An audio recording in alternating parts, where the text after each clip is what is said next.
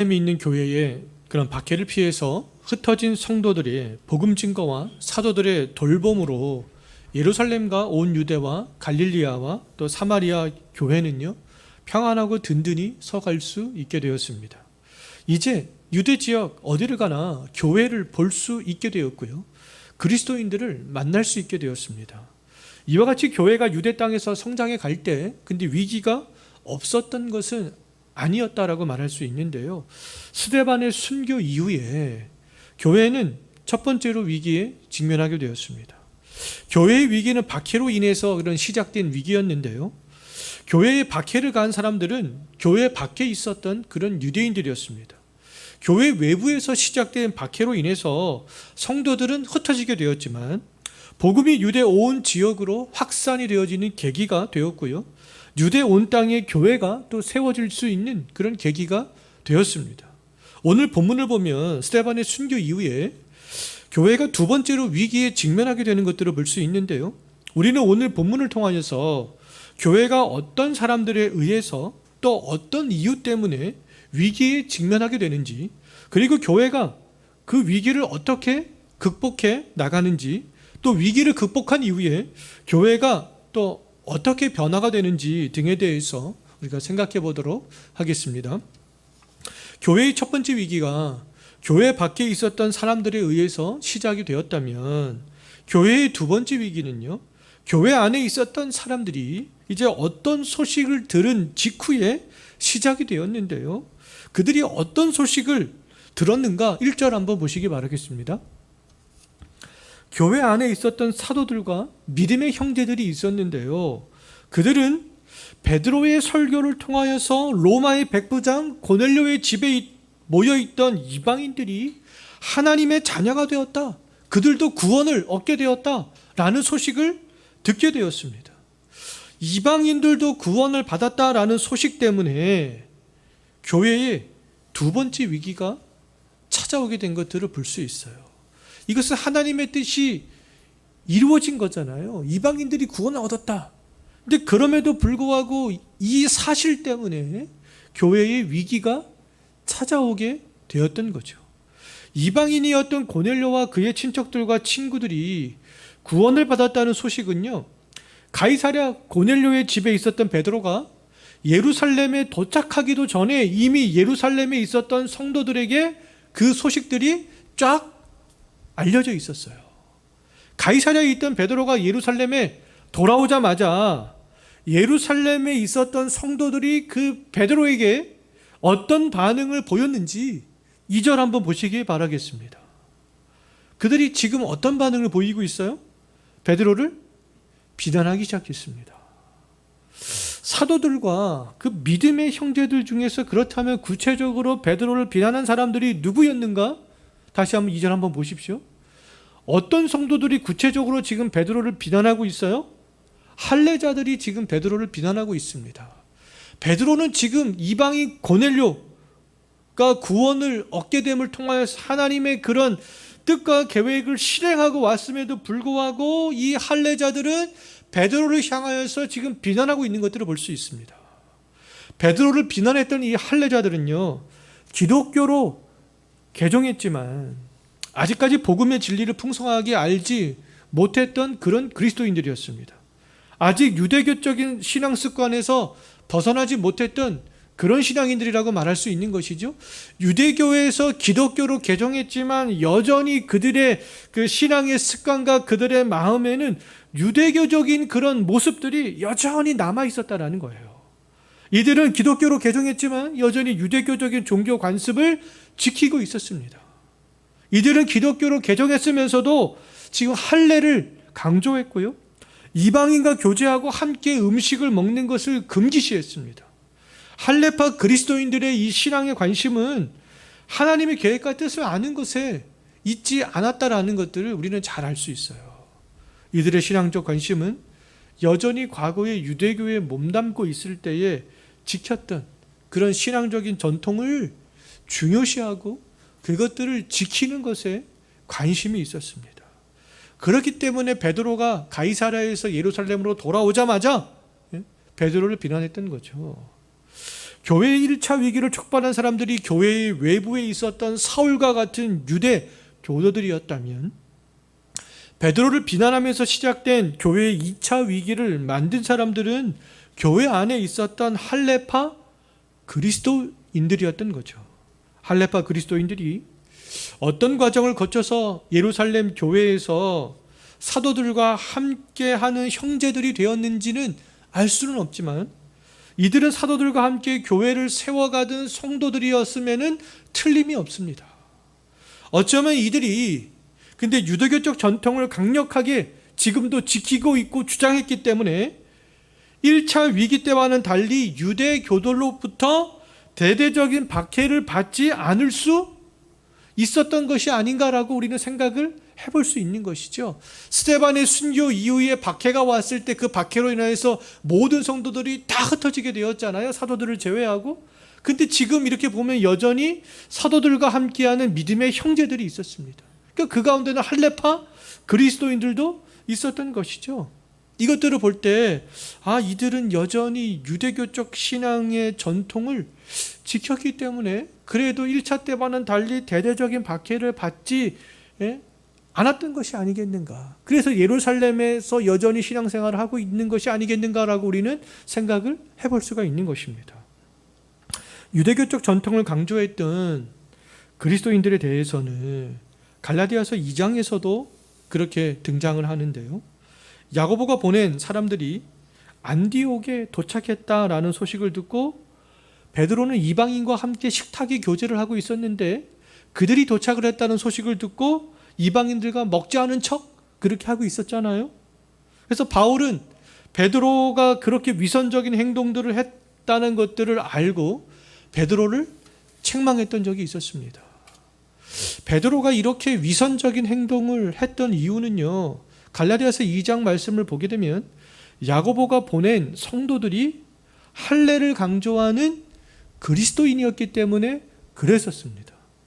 그렇다면 이 예루살렘 교회 안에는 유대교에서 기독교로 개종했지만 여전히 유대교적인 종교 방식을 고집했던 사람들이 많았구나라는 것들을 알 수가 있습니다. 외적인 유대교 의식을 강조했던 그리스도인들은 근데 참된 믿음의 사람들이다라고 말할 수가 없는 것이죠. 왜냐하면 바울이 기록한 서신서들을 보게 되면 유대교적인 신앙 방식을 고집하는 사람들을 바울이 신랄하게 책망하기 때문에 그렇습니다. 할례파 그리스도인들의 목소리는 그러면 성경에서 떠나 있는 그런 소리였잖아요. 지금 막 가이사랴에서 예루살렘으로 돌아온 그 베드로를 향해서 비난하는 그런 소리는 성경에서 떠나 있었던 그런 소리였습니다. 근데 여전히 유대교적 전통을 고수했던 사람들의 편에서 보면 베드로를 비난하는 사람들은 소리는 정당한 소리였던 거죠. 근데 그들의 목소리가 교회 안에서 힘을 더 얻으면 얻을수록 교회는 큰 위기에 직면하게 될 수밖에 없었어요. 베드로를 향해서 비난하는 사람들의 편에 사람들이 더욱더 많이 서면 설수록 교회는 하나님의 진리의 말씀에서 점점 더 멀어질 수밖에 없었습니다.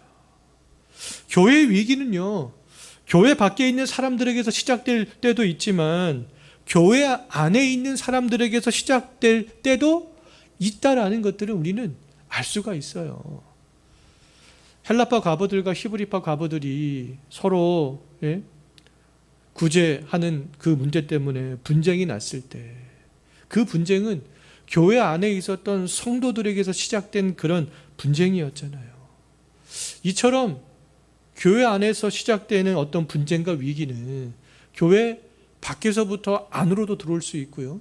교회 안에서도 얼마든지 그런 분쟁과 위기가 생길 수 있다라는 것이죠. 오늘날 대다수의 교회의 위기는 그럼 성경에서 떠나 있음에도 불구하고 성경에서 떠나 있는지도 모른 채 자기 목소리를 내려고 하는 사람들에게서 대부분이 시작되고 있다는 것들을 알 수 있습니다.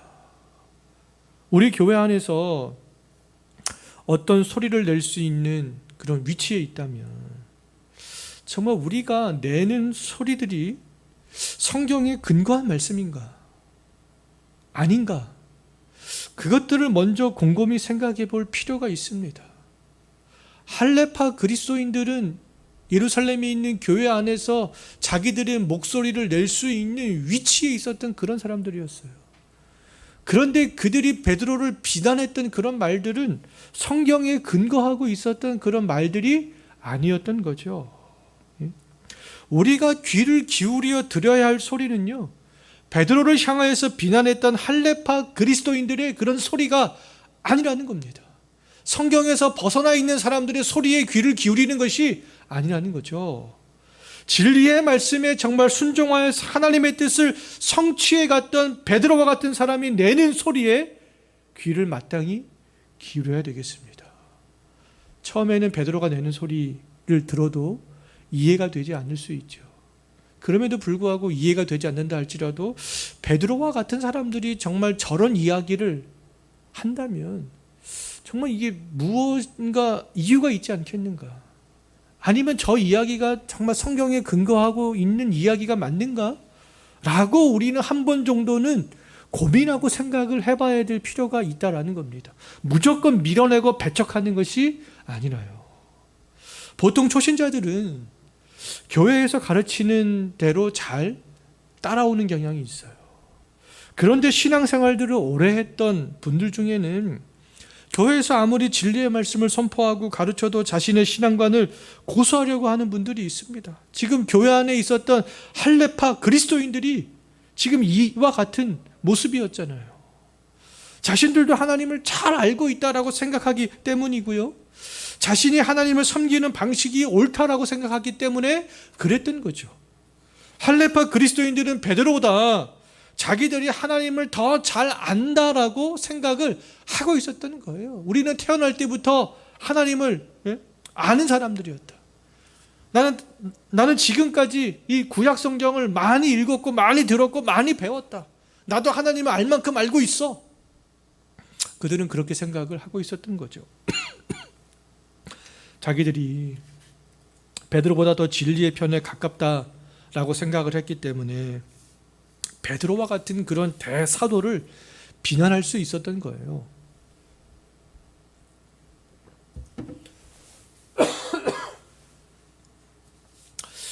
할레파 성도들이 베드로를 비난하면서 제기한 문제를 보게 되면 그들의 신앙적 관심이 어디에 있었는가를 우리는 잘 알 수 있습니다.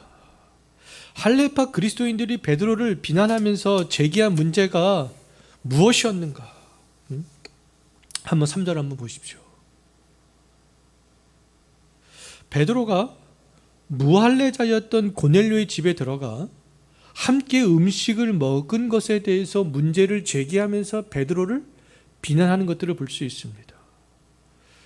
이것을 볼 때에 그들의 신앙적인 관심이 하나님의 말씀이 아니구나, 하나님의 말씀이 성취되어지는 것들이 아니구나 라는 것들을 알 수가 있어요. 만약 이들이 하나님의 계획과 뜻이 이루어지는 것에 대해서 관심을 가지고 있었다면, 또 성경 말씀을 바르게 이해를 하고 있었다면 가이사랴에서 예루살렘으로 돌아온 베드로를 기쁨으로 맞이했겠죠. 베드로 수고했어. 너의 수고를 통하여서 이방인들이 이제 드디어 복음을 듣게 되었구나. 그들도 구원을 얻게 되었구나. 이렇게 격려의 말들을 하지 않았겠어요? 하나님께서 아브라함에게 약속하신 대로 이제 땅의 모든 족속이 구원을 얻게 되는 날이 이제 드디어 왔구나. 그 약속의 말씀이 이루어지는 것들을 보면서 아마 기뻐했을 거예요. 하나님께서 많은 선지자들에게 예고한 대로 하나님이 보내신 종 예수 그리스도로 말미암아 열방의 민족들에게 이제 드디어 구원이 이루어지기 시작했구나 라는 것들을 보면서 기뻐했을 것입니다. 또 이방인들이 어떻게 구원을 받게 되었는가 관심을 가졌겠죠. 그런데 그들의 관심은 말씀이나 하나님의 뜻이 이루어지는 것에 있지 않았어요. 자신들이 만들어 놓은 신앙적 전통이 잘못된 것인지도 모른 채 잘못된 신앙적인 그런 전통에 집중했기 때문에 무할례자의 집에 들어가 무할례자들과 함께 교제했던 베드로를 비난할 수밖에 없었던 것이죠. 구약에서 그들은 수도 없이 봤다라고 생각하지만 구약에서 하나님께서 이방인들을 향해서 어떤 말씀을 하셨는지는 그들은 알지 못하고 있었어요. 이방인의 구원은 창세기부터 하나님이 이미 드러내신 진리였지만 오랫동안 감추어져 있었던 진리였습니다. 누구에게요? 유대인들에게는. 불과 며칠 전까지는 베드로에게도 감추어져 있었던 진리였어요. 이방인의 구원에 대한 진리를 베드로를 비난했던 할례파 그리스도인들에게는 여전히 지금도 감추어져 있었던 그런 진리였습니다. 그들은 이방인들도 구원을 받을 수 있다라는 그런 사실들, 이방인들이 할례를 받지 않고 하나님의 백성이 될 수 있다라는 그런 사실들, 유대인들이 이방인들과 식탁의 교제를 함께 할 수 있다라는 그런 사실들을 그들은 여전히 부정하고 있었던 거죠. 오늘날에도 성경에서 말씀한 진리가 어떤 분들에게는 이미 드러나 있는 그 진리로 밝히 나타나 있지만 또 어떤 분들에게는 여전히 감추어진 그런 진리로 남아 있을 수 있다라는 것이죠. 할례파 그리스도인들처럼. 때문에 신앙생활을 하면서 우리가 경계를 해야 될 것은 뭐냐 하면 성경의 진리를 완전히 알고 있는 것처럼 생각을 하는 거예요. 우리에게는 아직도 미처 발견하지 못한 진리가 있을 수 있습니다. 성경에는 확연하게 드러나 있지만 우리가 성경을 잘 알지 못해서 발견하지 못한 진리 있을 수 있고요. 그 진리를 우리가 발견해서 안다 할지라도 그 의미들을 온전히 깨닫지 못하고 있을 수도 있다라는 거죠. 그렇기 때문에 우리에게 필요한 것은 뭐냐 하면 겸손이라는 겁니다. 겸손하지 못하면 깨닫지 못하는 진리를 접하게 되었을 때에 오늘 본문에 나오는 할례파 그리스도인들처럼 비난을 가하게 될 수 있습니다. 하나님의 진리가 분명함에도 불구하고 자기가 깨닫지 못하는 것들을 생각하지 아니하고 잘못된 어떤 신앙관을 갖고 있는 것들은 기억하지 아니하고 그냥 내 생각과 다르다는 이유 때문에 비난을 가하게 될 수 있다는 거예요.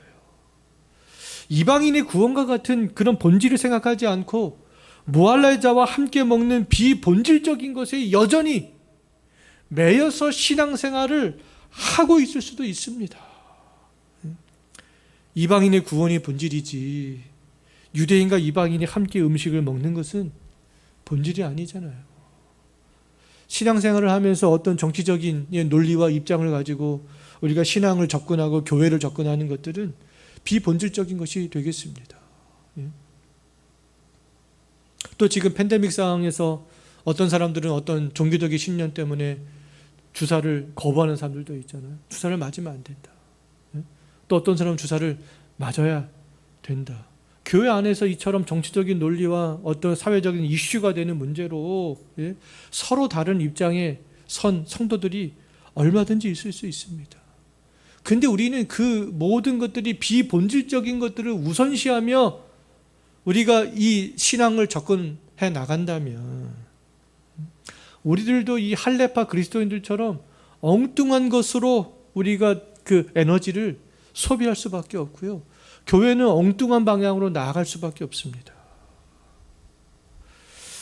우리들이 신앙생활을 하면서 비난하고 싶은 것들이 보일 때에 나와 신앙 스타일이 다른 점이 다른 성도들에게서 발견이 되어질 때에 정말 내가 본질적인 것에 집중하고 있는가?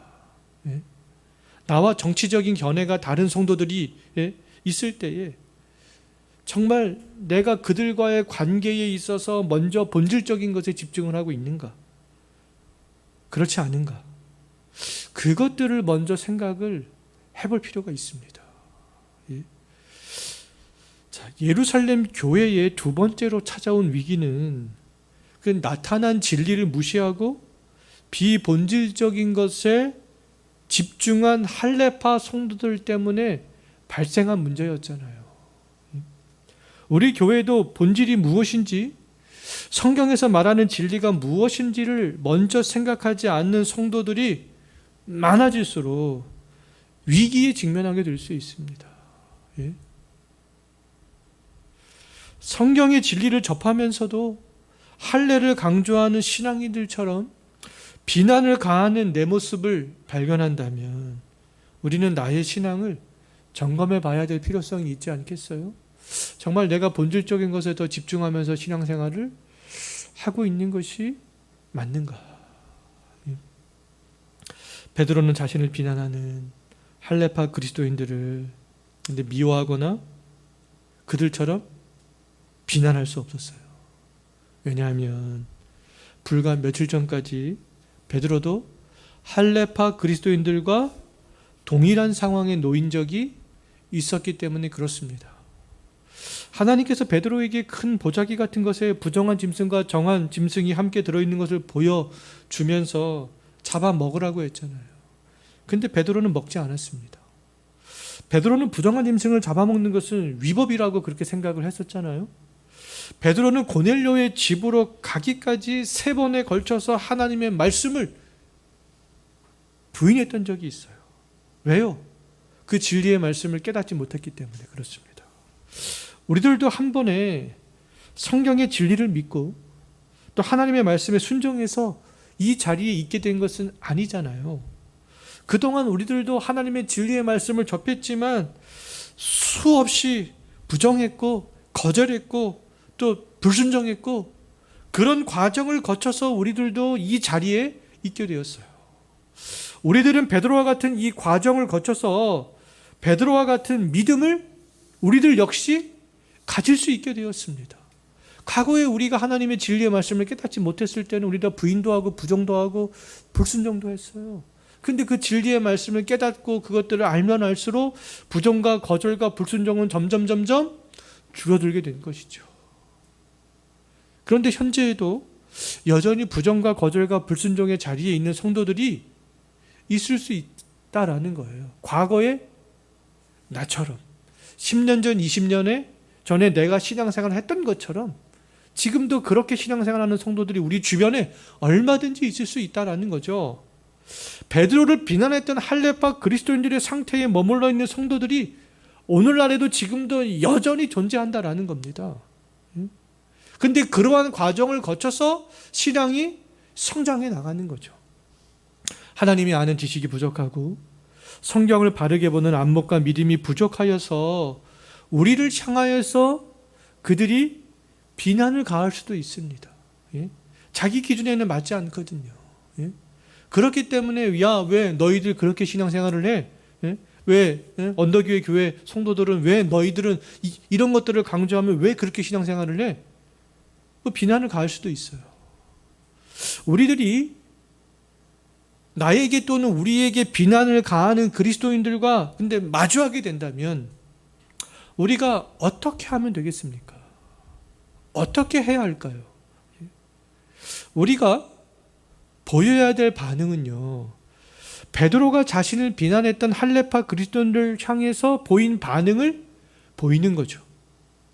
그렇다면 베드로가 자신을 비난하는 할례파 그리스도인들을 향해서 어떤 반응을 보였는가? 어떻게 했는가? 4절 한번 보십시오. 베드로가 어떻게 했어요? 베드로는 그들에게 그동안 있었던 모든 일련의 일들을 차례대로 다 설명하기 시작했습니다. 베드로가 모든 과정을 설명한 이유는 진리의 말씀으로 그들을 설득하기 위해서였던 거죠. 할례파 그리스도인들은 베드로를 비난했지만 베드로는 이로 인해서 교회가 깨지는 것도 분쟁이 나는 것도 원치 않았습니다. 그들이 정말 자기처럼 하나님의 진리의 말씀을 깨닫기를 원했던 거죠. 진리의 말씀을 깨닫지 못해서 나를 비난하는 성도들이 있을 때 우리들이 보여야 되는 그런 반응은 맞서서 비난하는 것이 아니라는 겁니다. 그럼 뭐 하는 거예요? 베드로처럼 그들에게 설명해 주는 거죠. 그들이 우리가 하려고 하는 설명을 듣지 않으면 어쩔 수 없습니다. 듣지 않으려고 하는 사람들은 말할 수가 없어요. 하지만 그들이 들을 귀가 있다면 진리의 말씀을 깨닫도록 모든 과정들을 차근차근 하나씩 하나씩 다 설명해 주는 그런 과정들이 필요하다는 거죠. 베드로를 비난했던 할레파 그리스도인들은 다행히 베드로가 설명을 시작했을 때 귀 기울여 들었습니다. 베드로는 기도 중에 환상을 봤던 이야기부터 고넬료 집안에 있었던 사람들이 성령을 받게 된 그런 사실까지 모든 일련의 과정들을 다 할레파 그리스도인들에게 다 설명했어요. 그 설명하는 과정이 바로 이 5절부터 17절에 있는 그런 말씀이라고 할 수 있습니다. 베드로가 설명하면서 근데 반복적으로 강조했던 것이 있는데요. 베드로가 그것들을 설명하면서 반복적으로 강조했던 것은 하나님의 주권이었습니다. 베드로는요, 사도행전 10장에서 자기가 경험했던 것들을 이제 사도행전 11장 오늘 본문에서 할레파 그리스도인들에게 하나씩 쫙 설명하기 시작하는데요. 그 설명을 했을 때 강조하는 주 핵심 포인트는 바로 하나님의 주권이었다는 겁니다. 베드로는 하나님의 주권 안에서 모든 일들이 이루어졌다라는 것들을 설명했어요. 하나님께서 나에게 환상을 보여주셨어. 하나님께서 나에게 잡아먹으라는 음성을 들려주셨어. 성령은 고넬료의 집에로 가라고 나에게 지시했어. 또 성령은 고넬료에게도 나를 청하여 오라라고 하라고 지시했어. 또 내가 설교할 때에 성령이 고넬료의 집안 사람들에게 다 임했어. 베드로가 이렇게 설명했던 주된 포인트의 강조점은 하나님이었고 성령이었습니다. 그렇다면 베드로가 고넬료의 집에 가게 된 것은 베드로의 자의적인 그런 뜻도 아니었고 베드로가 그 의도성을 가지고 그렇게 한 것도 아니었다는 거죠. 그 모든 것들은 하나님의 주권 속에서 일어난 일들이었다라는 겁니다. 베드로는 고넬료를 만난 모든 과정이 하나님의 주권 가운데 일어난 일이었다라는 것들을 할레파 성도들에게 설명했던 거죠. 자, 하나님께서 아브라함에게 약속했던 것, 또 수많은 선지자들에게 구약에서 약속했던 것, 그런 것들이 이제 나를 통하여서 이 고넬료의 집안에 이루어지게 되었어. 그런 것들이 이제 할레파 성도들에게 쭉 하나님의 주권 가운데 이루어졌음을 설명했던 겁니다. 베드로가 이방인 고넬료를 만난 것은 이방인을 구원하고자 하는 하나님의 계획을 실현했던 그런 사건이었던 거죠.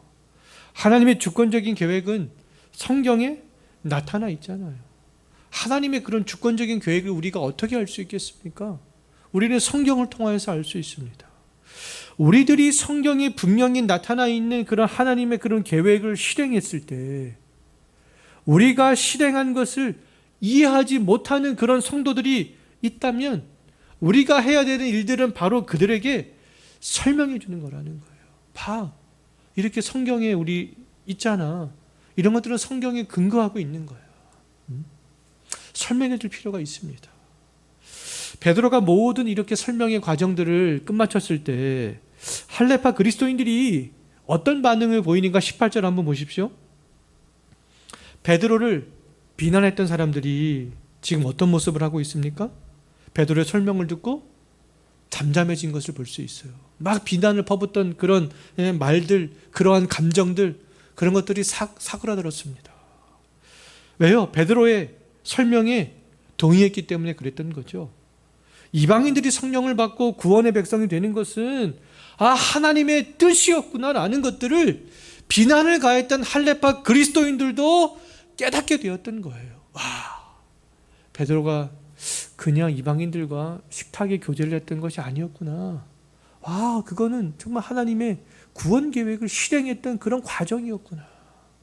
그들도 비로소 베드로의 설명을 듣고 깨닫게 되었습니다. 그들은 베드로의 설명을 통해서 성경에는 드러나 있지만 자기들에게 감추어져 있었던 진리를 새롭게 깨닫게 되었던 거죠. 이방인과 교제한 베드로를 비난했던 사람들이 이제 이방인들도 구원받을 수 있음을 깨닫고 어떻게 했습니까? 하나님께 영광을 돌리게 되잖아요. 자칫하면 교회가 위기에 직면할 수도 있었지만 그 베드로의 설명을 듣고 모든 교인들이 다시 하나가 될 수 있었습니다. 하나님께 영광을 올려드리는 공동체로 변화될 수 있었던 거죠. 이제는 이방인들이 하나님의 백성이 되었다라는 소식이 어떻게 그들에게 다가왔겠어요? 이제는 은혜로 다가오게 되었던 거죠. 그래서 이제는 그들이 이 새로운 진리의 말씀을 깨달은 그들은 이제 이방인들의 선교를 위하여서 같이 힘을 쏟게 되는 것들을 볼 수 있어요. 자, 교회의 외부에서 시작된 교회의 1차 위기가 스데반의 순교 이후에 복음이 확산되고 교회가 유대 전역에 세워지는 계기가 되었다면, 교회의 내부에서 시작된 교회의 이 2차 위기는 이방인들도 구원을 받을 수 있다는 사실을 인정할 수 있는 그런 계기가 되었고요. 그로 인해서 교회 공동체가 하나가 되었고 이방인 선교에 관심을 가질 수 있는 그런 계기가 되었습니다. 우리에게도 교회 안팎에서 위기가 얼마든지 발생할 수 있어요. 이때 우리가 집중해야 될 것은 하나님의 말씀에 귀를 기울이는 것이 아니겠습니까? 그러면 정말 위기 가운데서도 1차 위기 때와 마찬가지로 교회는 위기에 직면했지만 복음은 오히려 확장되어 나갈 수 있게 된다는 것이죠. 그리고 2차 위기 때처럼 위기를 극복한 이후에는 하나님께 우리 온 교회가 영광을 돌릴 수 있게 되고요. 하나님의 새로운 진리를 발견했을 때 우리 이 교회는 그 하나님의 새로운 진리를 또 계속해서 수행해 나가기 위해서 온전한 방향으로 나아갈 수 있게 된다는 겁니다. 정말 우리 언더교회 교회가 위기가 왔을 때 말씀에 집중하며 그 위기들을 잘 극복해 나갈 수 있는 교회가 되었으면 좋겠고요. 그 위기를 극복해 나가면서 하나님께서 맡겨주신 그런 새로운 사역들을 온전히 잘 감당해 나갈 수 있는 그런 교회가 될 수 있었으면 좋겠습니다. 기도하겠습니다. 하나님 아버지,